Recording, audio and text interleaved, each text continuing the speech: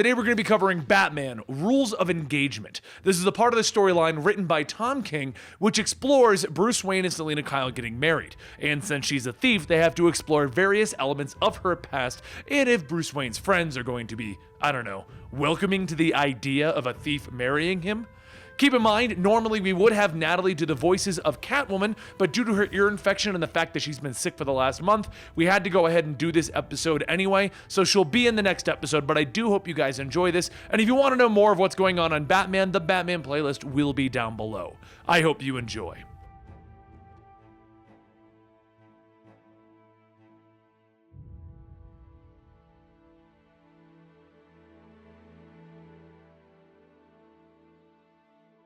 In our last video, we watched as Bruce told Selina Kyle his part in what was the feud between the Joker and the Riddler, the war of jokes and riddles. And to put a stop to that war, Bruce had seemingly joined Riddler's side, doing the dirty work that he would otherwise deem as a wrongdoing. Bruce wanted to share this with Selina because he wanted to ask her to marry him.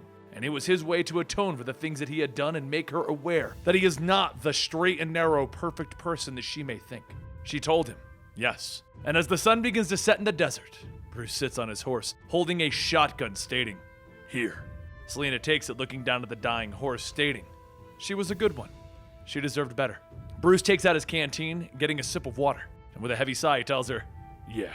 Selina takes aim, and she fires one shot. She walks back to Bruce's horse, asking, one horse in this heat? 14 hours? Bruce hands over the canteen, telling her that he had it at 15, but it could have been 14. Selina takes a sip and hops back on the back of Bruce's horse, telling him, not bad, and the two begin to ride off. As they ride, Bruce tells her, I love you, Cat. And Selina tells him, I love you too, Bat. After a little while, Bruce and Selina arrive at a town, and Tiger tells them that they really shouldn't be here. Bruce tells him, I know, but I've got some business in Kadayam, so here I am. Tiger begins checking the horse and says that Kadayam is not a country for business. It is a country of war, sealed off and abandoned by their leagues of justice. As they should know, it does not welcome superheroes. Bruce then says that Dick Grayson says that Tiger is the best intel man that there is. A man who knows what needs to be known. So, could you get me in or not?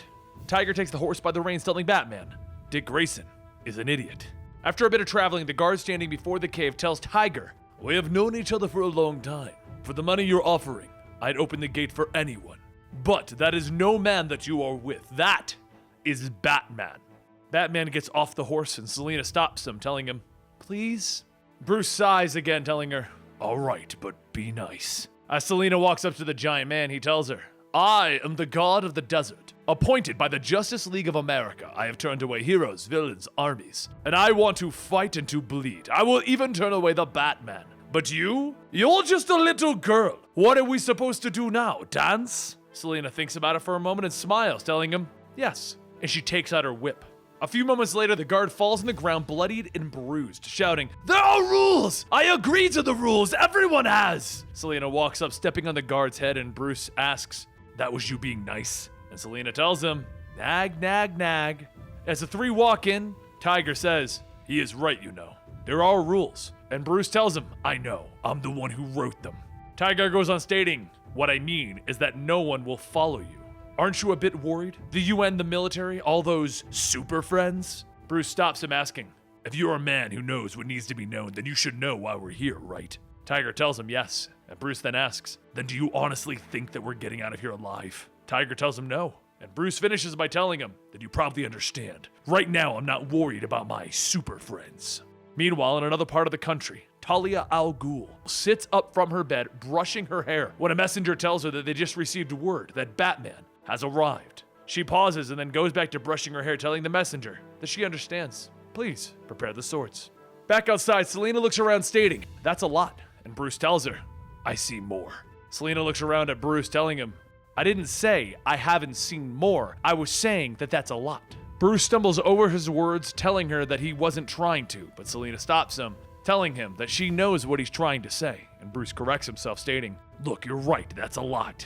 Selina then asks, are you making fun of me? And Bruce tells her, I may be wearing a leather bat costume, but do I look like I'm crazy enough to make fun of you? She then says that she's not sure. Does she look dumb enough to know what a lot is? Bruce looks around at all of the assassins surrounding them and then says, no, You actually look lovely. Selina takes out her whip, telling him, sure, now you say it. Just wait until I've got blood all over me. As the fighting begins, Bruce quickly notices the assassins are not using guns, perhaps to keep them alive. Selina asks, how about we ask them? And Bruce tells her, it's hard to ask. The bounce of their jaws and my knuckles feel off. They don't have tongues, which means this is her.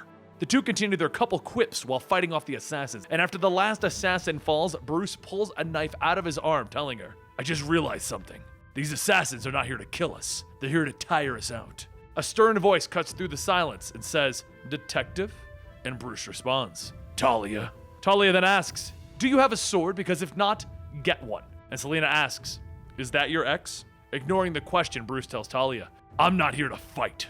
Ignoring his question, Talia tells him, get one. And Selina says, yeah, definitely your ex. Talia swings a sword and Bruce backs up, stating that they're just here for a woman by the name of Holly Robinson. Talia then continues to slash at Bruce, and he goes on explaining that Holly killed 237 people and Catwoman took the blame. She fled from Gotham and was later tracked here to her.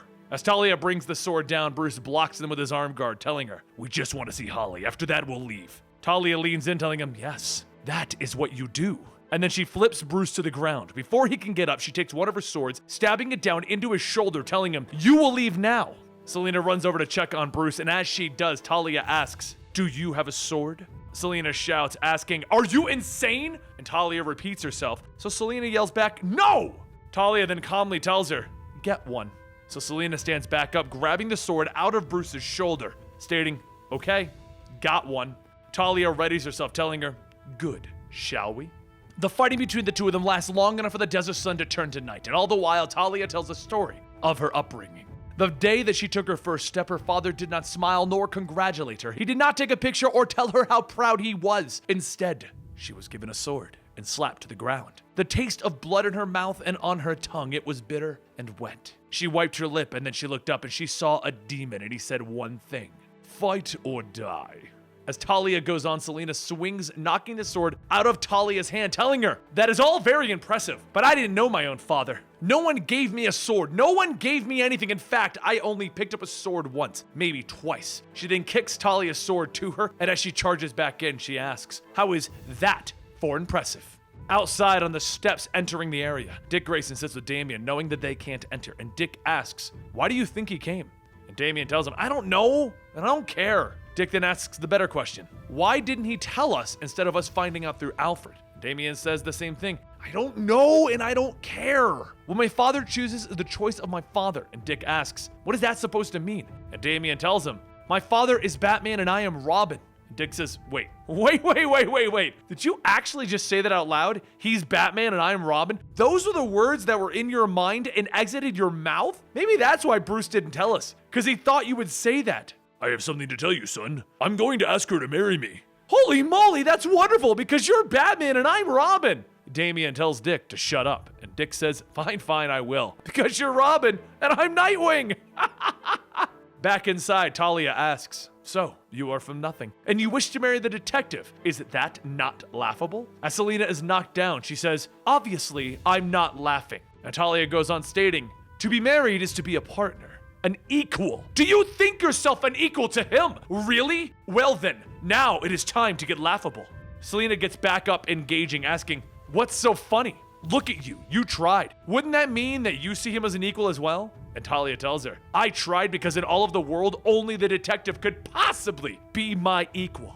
Selina then asks, in all the world, you think that you're the best for him? The man is broken all the way from the start. He's cracked. He's going to always put a vow that he took as a 10-year-old boy before anyone else. No matter how much we love him, no matter how much we want to be loved back, we will always be second to a child's idiotic fantasy in a world full of Superman and Mr. Terrifics. You think yourself the best, and for you, looking for the best? Whatever he is, I could swear he is not that. What he is, all that he is just a stupid man that I stupidly love.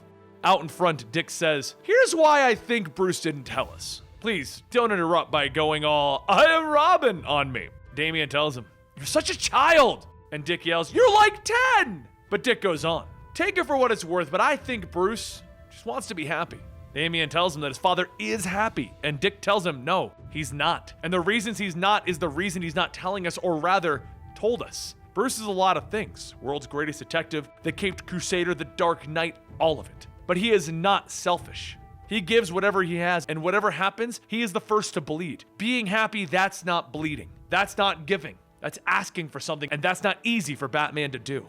Back inside, Talia asks Selina, "You love him?" And she tells him that she does. And Talia says, "You are a fool then." Talia kicks Selina down, telling her, "You fought well. Maybe after I kill you, I will do as my father did and throw you in the pit. When you scream, I will fetch you back out." As Talia holds the sword close to Selina's neck, Selina reaches up, grabbing the blade with her head, telling her, "I have 9 lives, and I'm not wasting one on you." Once Selina has a firm grip on the blade, she kicks Talia to the ground, and Talia begins to get back up as Selina takes the sword, stabbing it into Talia's shoulder, telling her, "I have to go talk to Holly for a second. You mind holding my sword?" Selina runs over to Holly, who's been watching the whole fight, and Holly says that after what they've been through, she's just gonna make her confess, all so she could be with him.